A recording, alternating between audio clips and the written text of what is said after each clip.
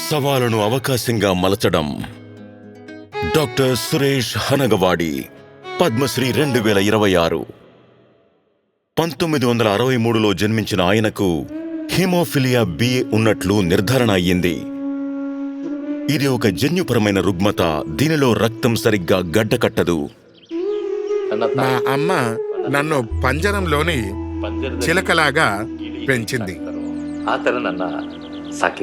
హీమోఫిలియాకు సరైన చికిత్స అందించకపోతే కీళ్లకు పదే పదే కలిగే నష్టం చివరికి శాశ్వత వైకల్యానికి దారితీయవచ్చు, ముఖ్యంగా పిల్లల్లో.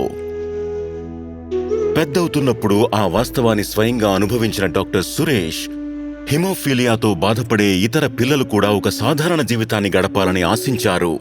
మా మామయ్యకు తీవ్రమైన తలనొప్పి మొదలైంది. ఆయన డాక్టర్తో, నాకు హీమోఫీలియా ఉంది, నా మెదడులో బ్లీడింగ్ అవుతున్నట్లు నాకు తెలుస్తోంది అని అన్నారు. తనకు 2-3 సీసాల రక్తం ఎక్కించమని ఆయన డాక్టర్ను బ్రతిమాలారు.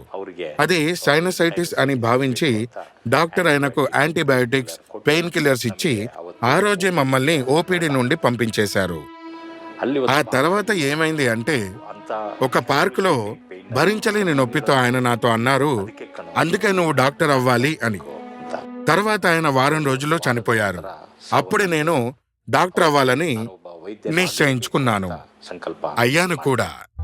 డాక్టర్ సురేష్ ఎంబీబీఎస్ను, ఆ తరువాత పాథాలజీలో ఎండీని పూర్తి చేశారు. తన మొదటి స్టైఫండ్తో ఆయన కర్ణాటకలోని మొట్టమొదటి హిమోఫీలియా సొసైటీని ప్రారంభించారు. సమస్య ఏమిటంటే, మందులను దిగుమతి చేసుకోవలసి రావడంతో అవి చాలా ఖరీదైనవిగా ఉండేవి. కాబట్టి ఏ రోగి కూడా చికిత్స లేక బాధపడకూడదని ఆయన నిధులను సేకరించడం ప్రారంభించారు.